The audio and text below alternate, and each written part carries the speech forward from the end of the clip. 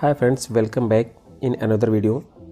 दोस्तों, हम Indian currency जैसे 200 रुपये, 100 रुपये, 500 रुपये या 50 रुपये, ये जो भी नोट हम यूज़ करते हैं, इन पे जो पिक्चर बने हैं, एक्चुअल में वो पिक्चर हमें कहाँ का क्या दर्शाते हैं, क्या हमने कभी ऐसा सोचा है?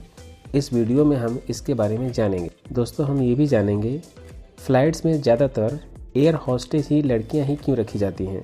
दोस्तों, क्या आप जानते हैं अगर कोका कोला में रंग न मिलाया जाए तो कोका कोला का रंग कैसा होगा? साथ ही हम ये भी जानेंगे दुनिया में ऐसा कौन सा पक्षी है जिसकी आंखें उसके दिमाग से भी ज़्यादा बड़ी होती हैं। दोस्तों, क्या आप जानते हैं ऐसी कौन सी मछली है जो अपनी सांस को कम से कम 5 से 8 मिनट तक रोक सकती है? साथ ही हम ये भी जानेंगे कि दुनिया में ऐसा कौन सा खेल है जो ज़्यादा दिमागी कसरत करने वाले खेलों में से एक है। चलिए दोस्तों, ऐसे अमेजिंग फैक्ट्स जानने के लिए वीडियो को हम स्टार्ट करते हैं। फैक्ट नंबर 1, शतरंज दुनिया के सबसे ज़्यादा दिमागी कसरत करने वाले खेलों में से एक है। शतरंज का आविष्कार भारत में हुआ था। मनोवैज्ञानिकों का कहना है कि शतरंज खेलने से दिमाग की वैदिक क्षमता में सुधार आता है और जटिल प्रश्नों को सुलझाने की शक्ति बढ़ती है। आपको यह जानकर हैरानी होगी कि दुनिया में अंग्रेजी भाषा में छपी दूसरी किताब शतरंज के बारे में ही थी। फैक्ट नंबर 2, डॉल्फिन मछली 5 से 8 मिनट तक अपनी सांस रोक सकती है। इतना ही नहीं, यह मछली एक आंख खुली रख के भी सो सकती है। फैक्ट नंबर 3, शुतुरमुर्ग की आंखें उसके दिमाग से ज़्यादा बड़ी होती हैं। यह दुनिया का सबसे बड़ा पक्षी है। शुतुरमुर्ग के दौड़ने की गति लगभग 60 से 70 किलोमीटर प्रति आवर होती है।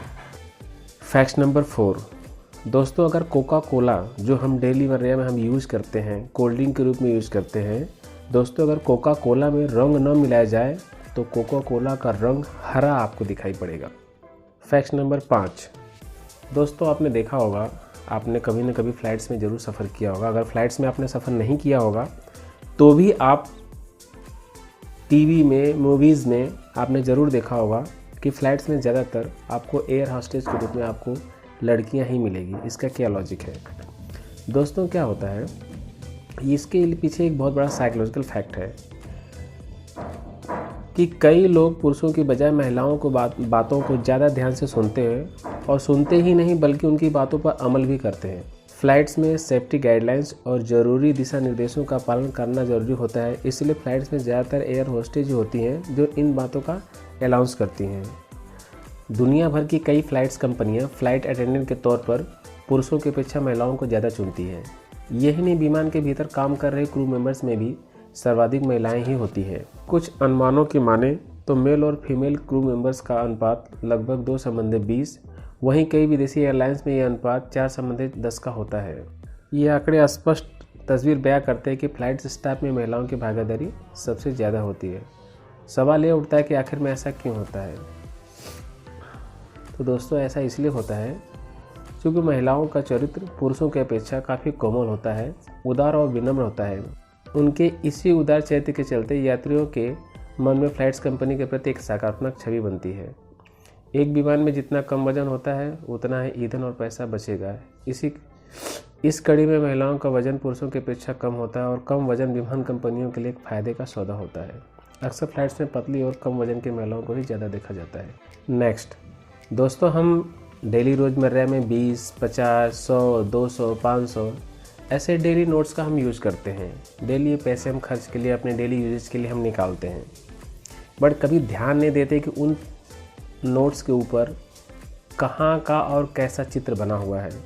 तो दोस्तों, हम आपको बता दें, अगर आप 500 रुपये की नोट देखेंगे तो 500 रुपये की नोट के ऊपर आपको लाल किला का चित्र दिखाई पड़ेगा जो कि दिल्ली में स्थित है। दूसरे नोट, अगर आप 200 रुपये के नोट देखते हैं तो उसमें 200 रुपये के नोट पे आपको सांची स्पूत की आपको चित्र दिखाई देगी जो कि मध्य प्रदेश में स्थित है। तीसरा, अगर आप 100 रुपये की नोट देखते हैं तो उसमें रानी की बावड़ी जो कि गुजरात में स्थित है आपको 100 रुपये के नोट पे दिखाई पड़ेगा। और वहीं अगर आप 50 रुपये के नोट देखते हो तो उस पर हम्पी का रथ बना हुआ है जो कि कर्नाटका में है। और अगर आप 20 रुपये की नोट देखते हैं तो आपको उसमें एलोरा की गुफा दिखाई पड़ेगी जो कि महाराष्ट्र में स्थित है। नेक्स्ट, एक बहुत इंपॉर्टेंट फैक्ट्स, दोस्तों, कुतुब मीनार के पास स्थित एक लौह स्तंभ है जिसमें जंग नहीं लगता। ऐसा क्यों? इस लौह स्तंभ पर जंग नहीं लगने की वजह जानने के लिए आईआईटी कानपुर के प्रोफेसर को वंश 1998 में अस्तम के लोहे के मेटेरियल पर प्रयोग करने के लिए कहा गया। इस प्रयोग से पता चला कि अस्तम के लोहे को बनाते समय पिघले हुए कच्चे लोहे में फास्फोरस तत्व को मिलाया गया था। इससे आयरन में अणु बांड नहीं बन पाए। इस वजह से जंग लगने की गति हजारों गुना धीमी होगी, जिस कारण से इस अस्तम में जंग नहीं लगता।